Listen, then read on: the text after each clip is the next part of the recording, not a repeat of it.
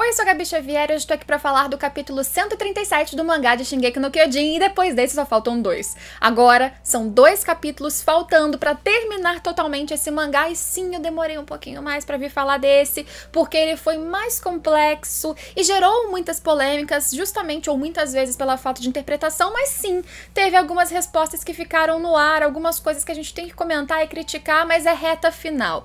Tudo pode acontecer daqui pra frente, pode piorar muito ou pode melhorar algumas coisas que estão instáveis. Vamos comentar sobre tudo isso da forma mais completa e responsável que eu consegui com essa pausa que eu tive pra lançar o vídeo. Espero que valha a pena pra você, então deixa o like, compartilhe. E você que só acompanha o anime tá fazendo o que aqui? Tem spoiler. Você não quer spoiler? Então vai assistir os vídeos que não tem spoiler. Estão saindo um monte, mas deixa o like, compartilhem esse vídeo, comentem muito aqui embaixo porque eu quero saber, no mínimo, gostou do capítulo? Não gostou? Tá com medo? Não tá com medo? Eu quero saber agora seu termômetro, suas teorias e teorizem porque tá acabando o tempo de teorizar, daqui a pouco não dá mais. E se você por acaso tá triste, vou te mostrar essa estampa maravilhosa e exclusiva da minha lojinha pra você animar.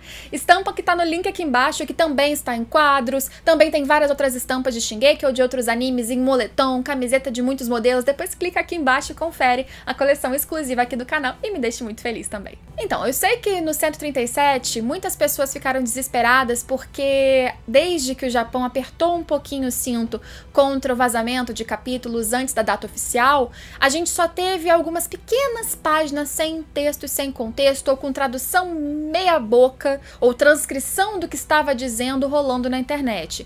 E essas imagens que foram soltas antes geraram muita preocupação, pessoas jurando de pé junto que tinha confirmado que o parasita era um alien, e não, ainda bem, não confirmou isso. E calma, eu tenho as minhas críticas a esse capítulo, eu não acho que ele foi impecável, eu tenho ainda minhas inseguranças e medos, sim, de finalizações de mangá, mas a gente tem que entender o que aconteceu antes de reclamar, e por isso que eu sempre falo, eu não lanço vídeo de spoilers de capítulo. Eu até comento no grupo fechado de apoiadores do canal, mas eu não faço vídeo. Agora, com o texto, sim, eu posso comentar, e mesmo que a parte mais polêmica para muitos ou para a maioria tenha sido o momento Avengers, que surgiram pessoas dos mortos ou nem tanto assim, e meu Deus, será que o Kruger lutaria contra o Eren? Eu sei que muitos estão discutindo isso e a gente vai discutir essa parte, mas para mim o mais importante foi a conversa do Armin e do Zeke. Por quê?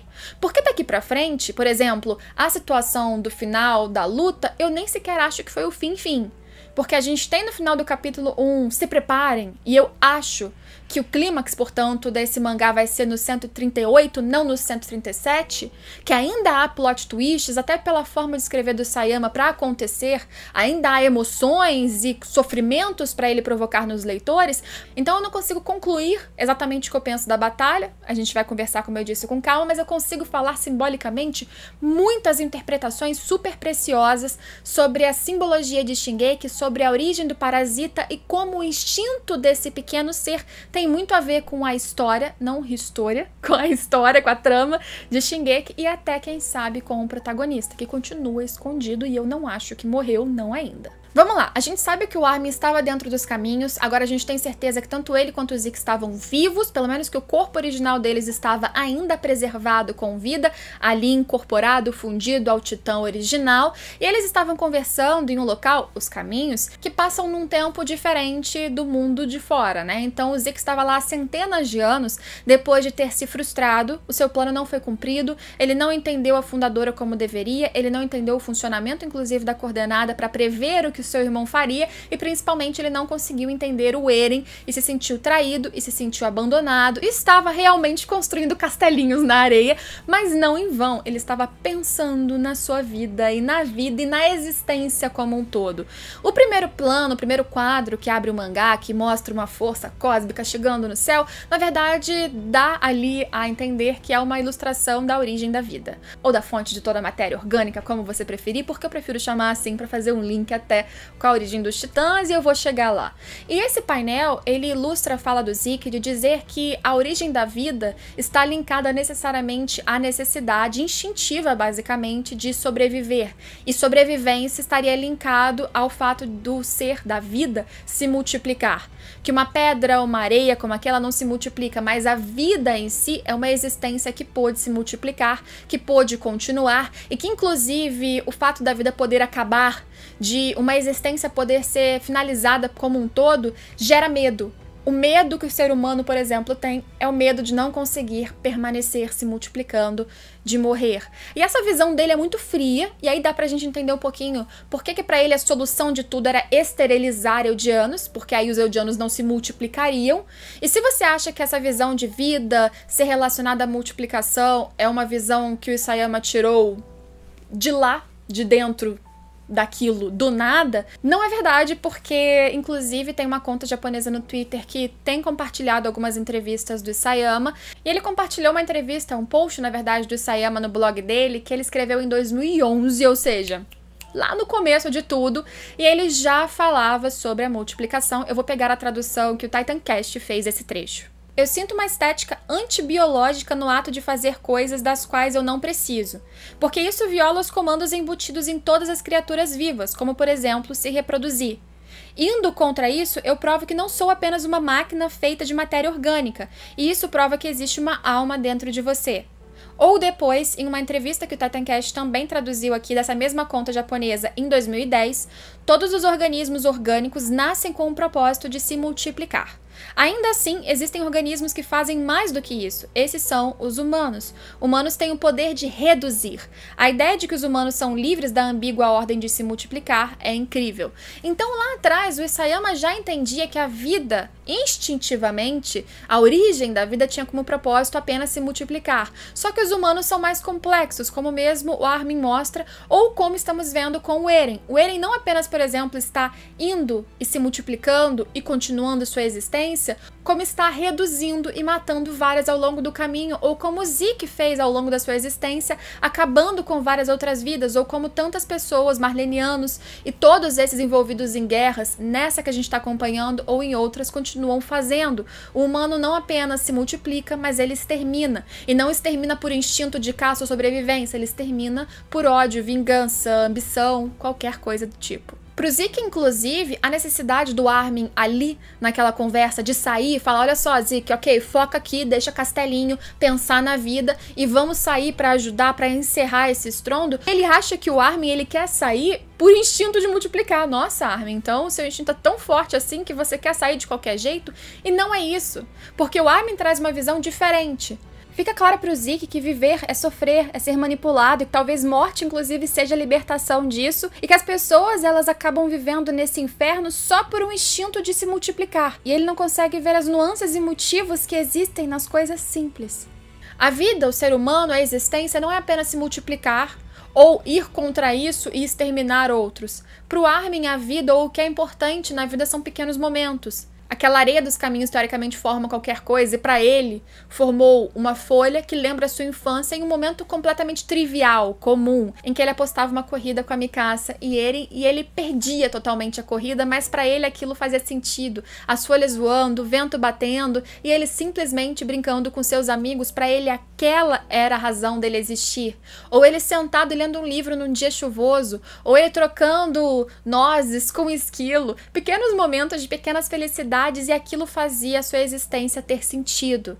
Então, para ele, preservar esses pequenos momentos eram importantes, não sobreviver, não instintivamente se multiplicar, não uma coisa animalesca que move a vida, a existência, a fonte de toda a matéria orgânica ou ser humano, mas poder preservar esses momentos, essas pequenas escolhas, que, como eu disse, são escolhas e liberdade, portanto, você pode escolher viver com o simples, como a Carla, mãe do Eren, falava. Você é especial só por nascer nesse mundo, não precisa de mais nada. Às vezes uma pessoa pode lutar tanto para ser especial, para ter liberdade, e não percebe que já tinha o que precisava antes. Mas a fala do Zeke não é importante apenas pra gente ver diferentes visões da vida. A fala do Zeke tá muito atrelada à origem do próprio parasita e desse sistema que a gente acompanha. O parasita não fica claro se ele veio do espaço e nesse momento não interessa. O primeiro painel do mangá, que até tem uma coisinha que vem do espaço, você pode interpretar que o parasita veio dali, ou você pode interpretar que um grande meteoro deu origem à vida que a gente tem hoje na Terra, não importa.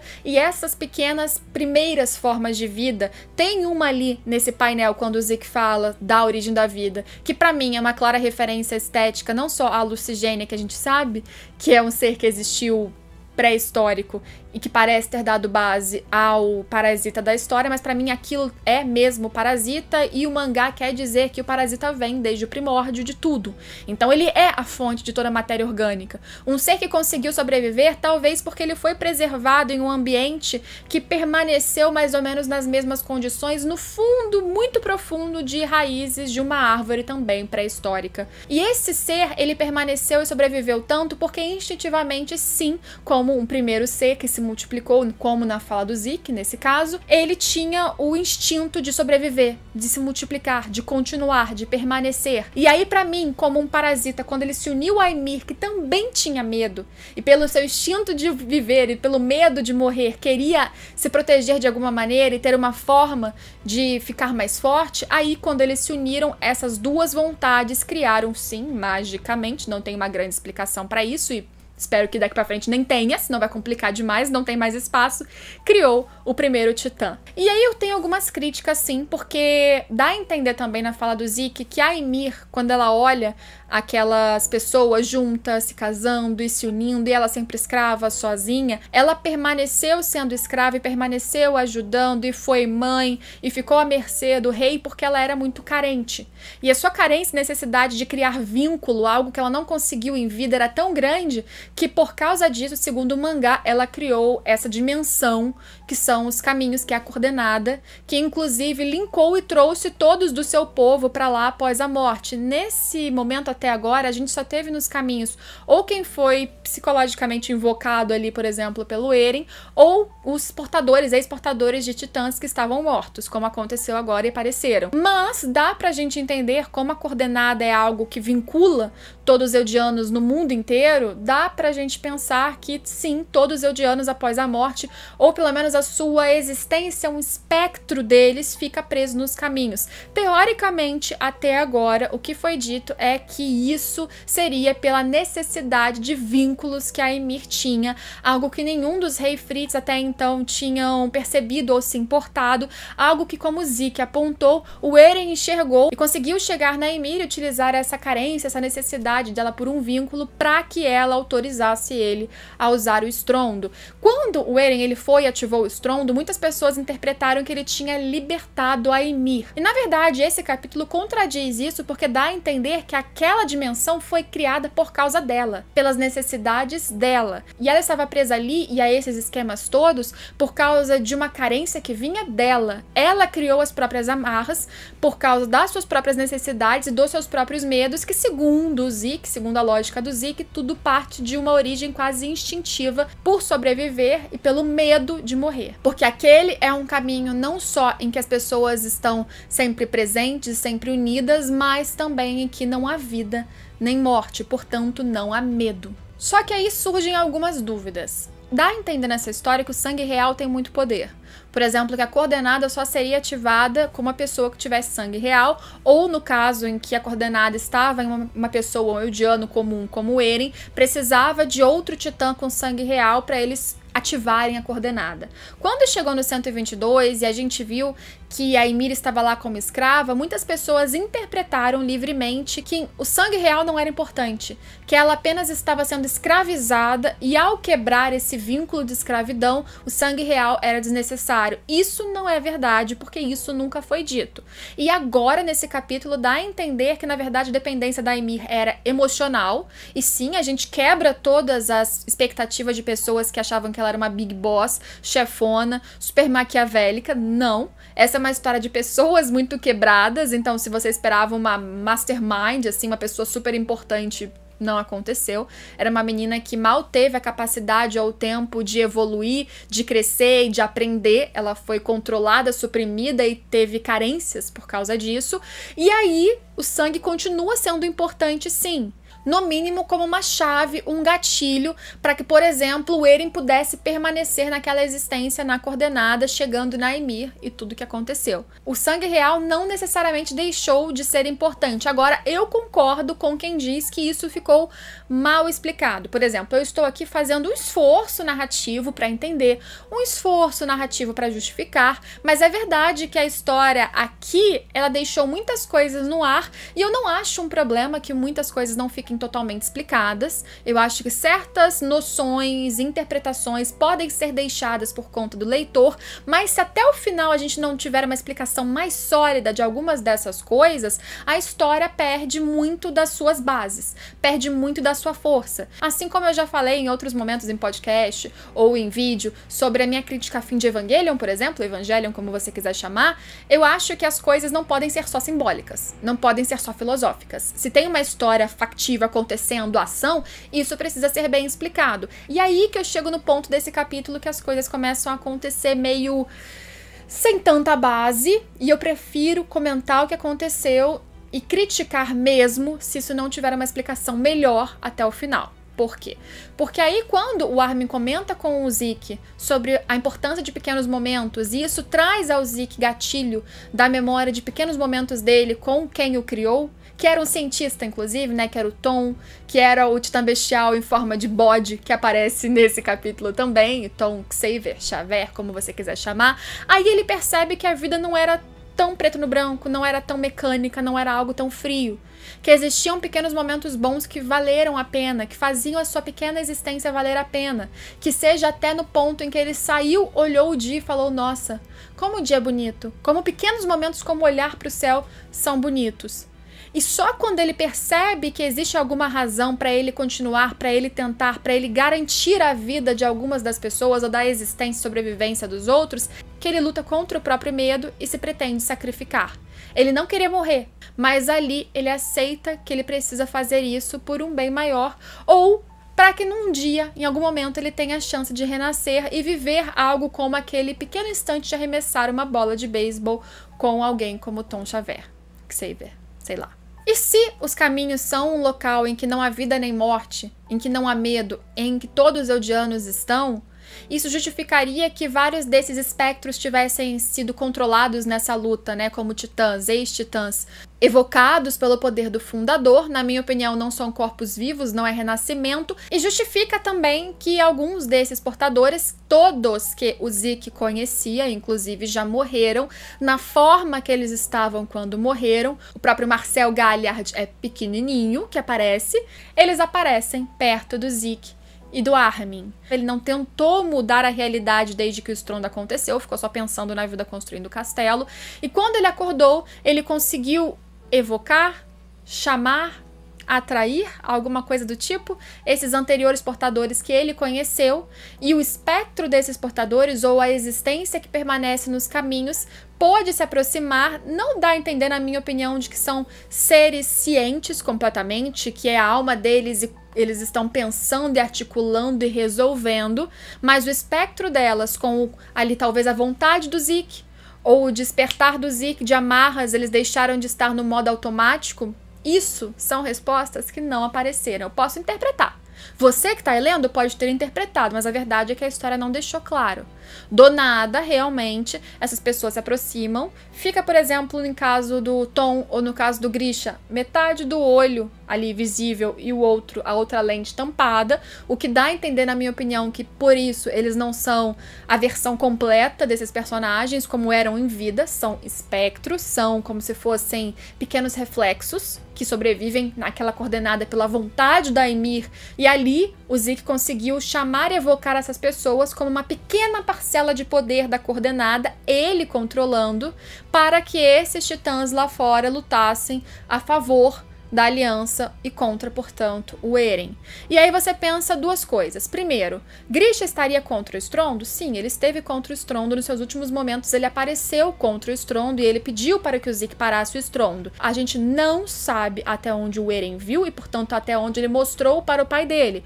Pode ter sido até o estrondo? Pode. Pode ter sido um pouquinho mais? Pode, mas a gente não sabe, não dá pra afirmar. Mas pra mim, o Grisha já comprovou que ele não concordaria com o que tá acontecendo. A gente tem que entender também que, por exemplo, o Coruja, o Eren Kruger, ele lutava pelos Eldianos, sobretudo, de fora de Parades.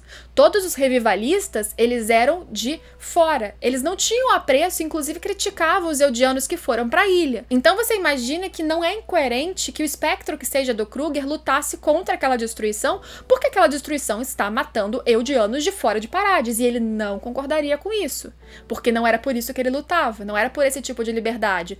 Os outros é fácil de você entender, todos os outros que cresceram fora de Parades, Ymir, ou mesmo os Galliard, ou Bertolt, que aparece, e o Armin simbolicamente pede a sua força, porque o Armin também sai decidido. O Zeke vai e se sacrifica sem nenhuma glória, não é um momento épico, é um momento em que o Zeke ele aceitou o fim da sua existência, como eu disse, contemplou um belo dia e disse algo muito importante, que era que ele não merecia aproveitar um dia como esse, mesmo que agora ele perceba o quanto isso é muito bom, porque ele matou muitas pessoas. E ele chama, dá um oizinho pro Levi, e o Levi, quando corta a cabeça do Zeke sem pensar duas vezes, existe um certo close no rosto, ou o que restou do rosto do Levi, que dá uma ideia de ódio ao mesmo tempo em que alívio, sabe? Aquela pessoa que estava tanto tempo carregando esse fardo e essa culpa e essa ordem que ele nunca conseguiu cumprir, agora ele cumpriu, sem nenhum esforço. Não foi de forma épica e por isso não é um defeito, tá? A gente não precisava ter de novo um Levi trucidando o bestial para ficarmos felizes pela terceira vez. Precisou ser assim. Para mim, isso não é uma crítica ao capítulo.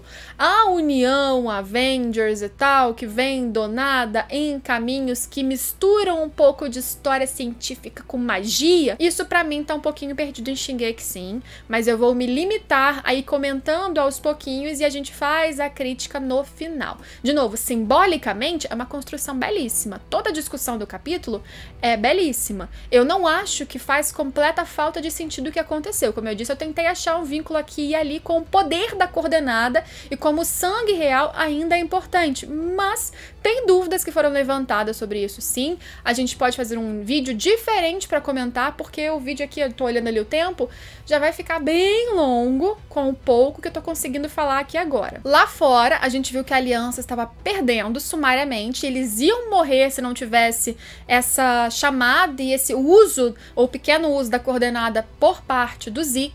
Lembrando que eu acho, de novo, que esse poder está associado, atrelado à sua forma como alguém que tem poder e sangue real. E também lembrando que a Ymir estava observando tudo o que estava acontecendo. E talvez, vamos lá tentar entender. De novo, isso não ficou explicado, não ficou explícito. Mas talvez, observando aquela cena, ela permitiu que aquilo acontecesse também, se ela tem esse grau de influência ainda na permissão do uso aqui e ali da coordenada, o que ela parece ter. Mas ciência dessa união ela tinha, porque ela observou, então possivelmente ela deixou que aquele uso acontecesse. E aí, com os titãs aparecendo em uma cena que no anime, por exemplo, ficaria super épica, visualmente, com certeza, Grisha, Jaeger, Barbudo, Titã de Eren Kruger, Bertolt defendendo Annie com seu meio colossal, todas essas pequenas visões e pequenas uniões salvando Jean e Pieck, que estavam ali juntos quase no seu último momento. O Armin, ele também é expelido do Titã Porco, porque a Gabi dá um tiro lá de cima, super sniper, nunca deixa de atirar no Titã. A Mikasa termina de acabar com o Titã e o Armin ele é cuspido e pego pela Annie. Os dois se olham, algo que talvez uma união que muitos torcem que nunca aconteça, porque todos são içados, levados pelo Titã Pássaro e só dois ficam. Porque o Jean, nesse momentinho que eles ganham com a defesa dos titãs aliados, ele consegue explodir o pescoço do Titã do Eren, a cabeça sai voando e da mesma forma que aconteceu anteriormente, o Parasita, que é a origem da fonte de toda a matéria orgânica, a origem do poder dos titãs, ou a representação máxima de um ser que quer sobreviver e se multiplicar acima de tudo, ele tenta se reconectar com essa cabeça, mas o Reiner vem com seu blindado e segura com toda a força. E é ali que ele fica, inclusive quando todos vão embora, até o Levi que foi salvo e ninguém viu, mas ele tá voando no falco pássaro, e apenas ficou o Reiner e o Armin, que se explodiu. O Armin aceitou ali pegar toda a força do seu colossal, a força de quem veio antes dele como Bertolt, e explodiu tudo ali no Erensauro.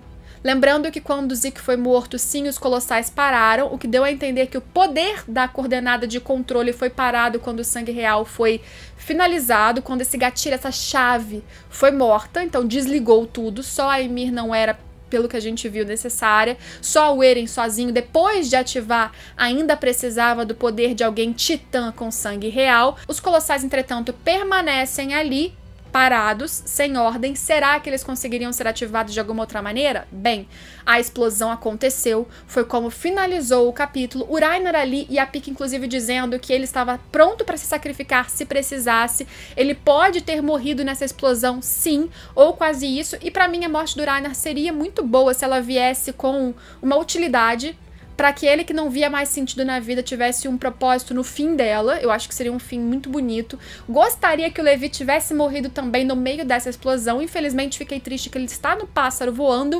mas o capítulo termina, como eu já disse, com um se prepare. E aí, antes da gente falar sobre tudo, eu não acho que o Eren morreu apenas ali, porque ele ficou escondido de propósito nesses últimos capítulos, porque a gente não viu, como os outros portadores de titãs, o Eren como ele está hoje na coordenada, desde que ele ativou o estrondo. Foi ele pequeno. E todos que estão lá mortos apareceram da forma que eles eram quando mortos, inclusive, como eu disse, o Marcel Galliard. O Eren está, da última vez que nós vimos o seu corpo físico, quase assim, como se ele estivesse pendurado, envolto sim em algum local de transformação titã e semi-acordado ou quase desacordado, semi-consciente. Na minha opinião, eu já falei aqui que para mim o Eren se perdeu na sua vontade ou no seu instinto de sobrevivência, e com esse capítulo eu percebi que o Eren ele tem uma combinação muito forte dessa noção de vida ou instintivamente do que o Zeke, por exemplo, acredita que é a fonte de sobrevivência, de multiplicação da vida, que é a vontade de sobreviver e a necessidade de continuar independente do resto.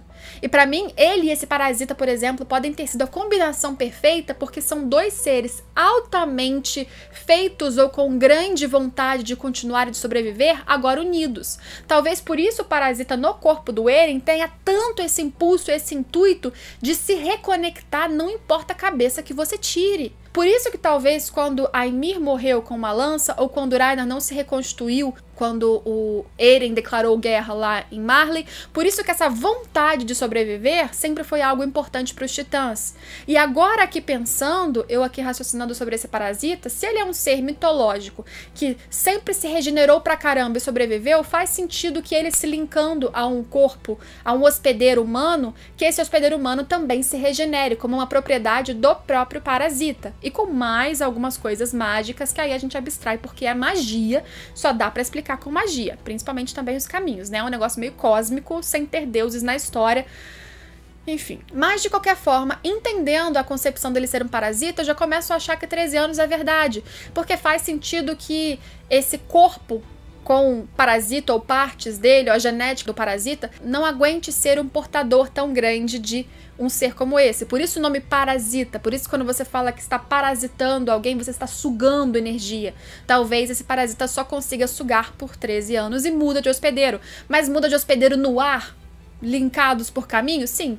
Tem magia demais nessa história de Shingeki, que até o ponto agora não foi explicado. E de novo, a gente tem que abstrair, porque parece coisa mágica mesmo. É um misto de ciência e magia que pra mim cabe crítica sim. Eu acho que é um caminho que o Sayama, de novo, construiu muito bem simbolicamente em mensagens, mas em construção de universo, a não ser que ele traga algumas cartadas muito boas nesses últimos 2 capítulos, deixa buracos. E eu não sou tão fã de uma história tão esburacada, não em conceitos, mas em explicação dos fatos em si, porque isso deixa a história um pouquinho frágil, de novo aberta a muitas críticas. Mas, de novo, ainda faltam 2 capítulos pra gente entender um pouquinho dessa mitologia. Ele ainda pode preencher lacunas. Sobre algumas teorias do Eren estar, por exemplo, cristalizado, eu quero lembrar vocês que um titã martelo de guerra, se ele está ativando aquele titã que provoca a coordenada, está junto com o Zeke, ele tem que ter um link com o Erensauro, com o titã de ossos, e o vínculo, um fio que seja, dele no cristal, ou sei lá onde vocês acham que, na teoria, que ele está em Parades, deveria existir durante todo o caminho. Você imagine quilômetros e quilômetros e quilômetros de fio. Um fio que o Eren, pra atirar contra martelo de guerra, fez assim, ó. Só isso, ó. Como que esse fio teria resistido nesse caminho todo? E mais, tentar fazer uma representação. Aqui. Ó, isso aqui é o Eren, esse é o fio, aqui tá o titã. Se o Eren for andando, o fio tem que acompanhar. Olha o que aconteceu com a Terra. ele ia ter que fazer um buraco do fio sendo carregado durante todo o caminho. Você imagine a extensão de uma cratera que ele não ia abrir na Terra. Não tem muito sentido, a não ser que ele tenha feito uma evolução do Titã Martelo de Guerra e a conexão virou via Wi-Fi, só se for. Mesmo assim, ainda faltam explicações sobre o Eren. Eu ainda aposto no Eren não ter visto o futuro completo. Eu ainda aposto sobre o Eren ser uma quase vítima e presa dos seus próprios instintos e das suas próprias vontades. Eu ainda acho que precisamos de alguns sacrifícios, não só do Reiner e do Armin que estão lá sendo explodidos, mas de algumas coisas a mais. E a gente ainda precisa também entender o que aconteceu com Historia, seu bebê. E olha que interessante que a gente tem uma história com um bebê nascendo, e várias vezes em Shingeki o foco em bebês, em uma história que no final das contas o Isayama quer falar sobre ciclo de vida, multiplicação, necessidade de sobrevivência e como nesse ponto existe um fenômeno e uma pessoa principalmente por trás dele que está exterminando várias sobrevivências. Enquanto muitas vidas terminam, inclusive de um bebê, como a gente viu sendo jogado para cima na tentativa de ser salvo, outra vida nasce. Então, a todo tempo, na existência, na multiplicação, nesse ciclo de vida, a vida sendo exterminadas e outra nascendo. Qual vai ser o propósito dessa vida nascendo, da Historia, do seu ciclo? Será que a Historia terá uma existência, uma narrativa quase tão fantoche ou igual um fantoche, apagada e com necessidade de vínculos que nunca são cumpridos, como a própria Ymir Fritz? Ela vai continuar sendo um paralelo da fundadora de uma forma tão triste? Será que dá tempo de trabalhar ela? Temos que finalizar esse momento do Eren e do foco da luta. Para mim, de novo, o clímax é no capítulo que vem, e depois a gente tem mais um outro capítulo inteiro, no mínimo, para explicar algumas pontas que ficaram soltas. E sim, tem pontas soltas. E sim, pra mim, aquilo lá que aconteceu de Avengers foram ainda fantoches, controlados ou libertados de amarras pelo Zeke, mas não renascimentos, ressurreição. Pra mim, isso não aconteceu e não dá o sentido e propósito ainda do poder da coordenada renascer pessoas. Aqueles titãs que ressurgiram ainda estavam conectados ao corpo do fundador, portanto ao poder da coordenada, portanto limitados de não saírem por aí andando, não era renascimento. Espero que não aconteça. Pra mim foi só uma cena quase fanservice mesmo, pouco explicada. Algumas coisas precisam ser mais trabalhadas em Shingeki e por isso tenho insegurança sim. Simbolicamente gostei do capítulo, mas deixo algumas dúvidas e inseguranças que eu espero que sejam explicadas nos próximos. Falei muito, tô rouca, não trouxe uma água pra tomar enquanto gravava o vídeo. Vou editar, soltar e com certeza vão permanecer muitas dúvidas que aos poucos, talvez em tópicos, eu vou lançando nos vídeos aqui. Talvez faça uma rodada de perguntas, não sei, deixem sugestões, já me segue nas redes sociais, porque se for rolar vídeo de perguntas eu pego por lá, Gabi Xavier sempre. Espero vocês em todos os próximos vídeos, sem spoilers comentando do anime, ou com spoilers falando de mangá, ou de outras coisas que a gente comenta aqui no canal também. Espero vocês. Tchau, tchau!